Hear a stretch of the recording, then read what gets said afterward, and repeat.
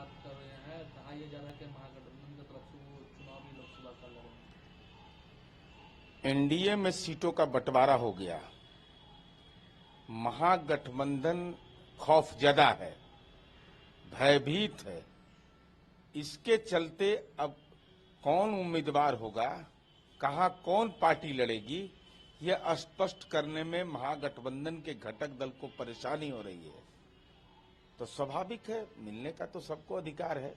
कहां से कौन लड़ेंगे ये तो महागठबंधन के शीर्ष नेता तय करेंगे, लेकिन इतना विलंब क्यों हो रहा है?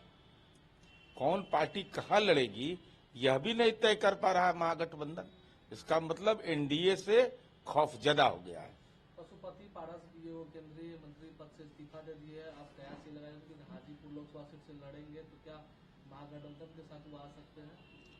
देखिए, माननीय पशुपति पारस जी को आदरणीय नरेंद्र मोदी जी ने केंद्रीय मंत्रिपरिषद में सम्मान दिया और उनके लिए सबसे महत्वपूर्ण विषय यह है कि राजनीति में कर्ज अदायगी होता है।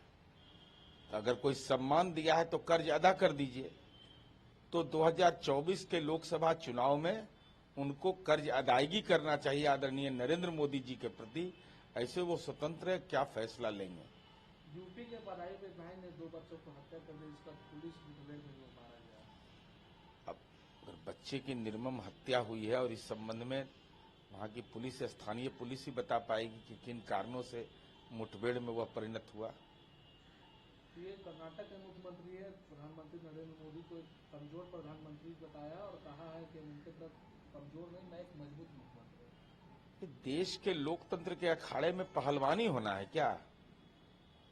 माने कौन मजबूत पहलवान है, कौन कमजोर पहलवान है? अरे मुद्दों के आधार पर कोई कमजोर होता है और मुद्दों के आधार पर कोई मजबूत होता है। इसलिए हमारी उम्मीद है कि 1925 में कांग्रेस की स्थापना हुई है और उस पार्टी के माननीय मुख्यमंत्री कर्नाटका के सिद्धरमैया का अगर यह बयान आता है तो इस चिंता का विषय है कि 1925 से लेकर 2024 की यात्रा में अब तक वहां उनके पार्टी के मुख्यमंत्री पहलवान और पहलवानी की बात कर रहे हैं। प्रधानमंत्री ने तमिलनाडु में कहा है कि डीएमके और कांग्रेस है वो भ्रष्टाचार और वंशवादी शासन करते हैं। देखिए, अब वहां का जो तमिलनाडु की स्थिति है और जिस तरीके से वहां के लोगों ने द्रविड़ आंदोलन किया, लेकिन द्रविड़ आंदोलन के बाद उसके जो नतीजे के रूप में आना चाहिए वह कहीं न कहीं परिवारवाद की भेंट चढ़ा है।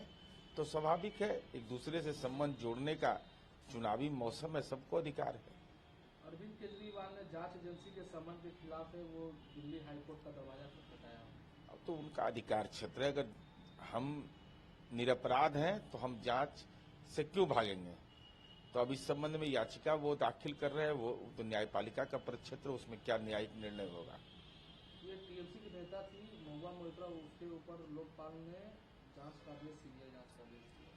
देखिए, लोकपाल जैसी संस्था जो एक संवैधानिक संस्था है, उसने अगर कोई अनुशंसा की है तो उसके अधिकार क्षेत्र का मामला है, इस पर कोई राजनीतिक टिप्पणी नहीं किया जा सकता है।